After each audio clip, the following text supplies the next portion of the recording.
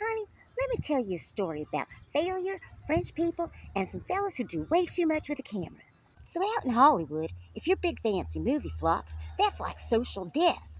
You don't just bomb, you evaporate. Them folks out there, they don't say bless your heart. They say whose idea was this, and then they pretend they don't know you at Starbucks. See, the directors have a little escape hatch. It's called CAN. If your movie flops in America, then you just pack yourself a black turtleneck, fly to the French Riviera, and suddenly you're not a failure, you're an artist.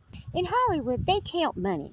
Opening weekend this, box office sales that, as if joy and suffering could be measured in popcorn sales. If your movie don't make money, they'll say you failed.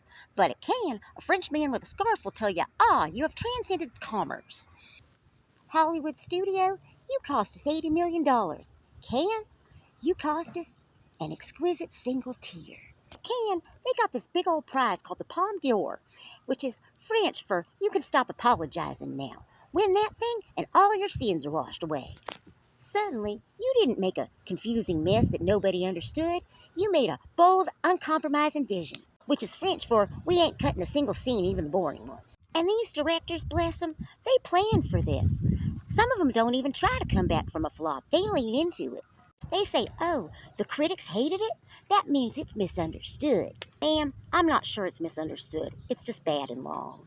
Then there's that whole thing of building a brand beyond failure.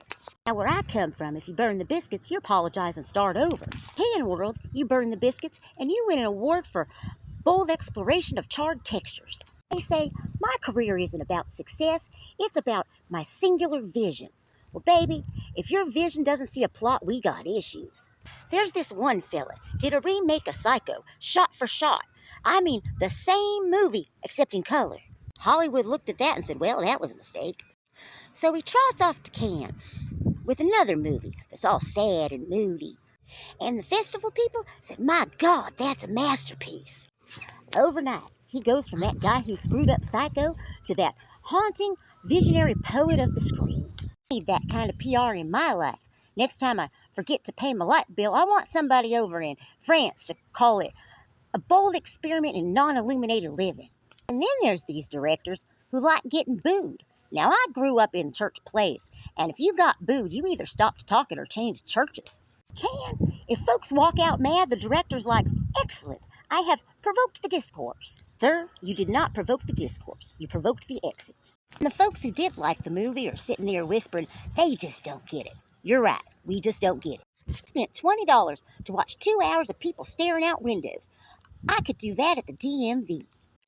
But to these Cannes directors, being loved by everybody's boring. People are arguing about their film at 2 a.m. on the sidewalk, they're thrilled. So while Hollywood is out there counting dollars, Cannes is out there handing out spiritual merit badges. Hollywood says you failed the marketplace, but Cannes says that you have protected your artistic identity from the pressures of capitalism, which is a very fancy way of saying you didn't make any money, but we liked it anyway.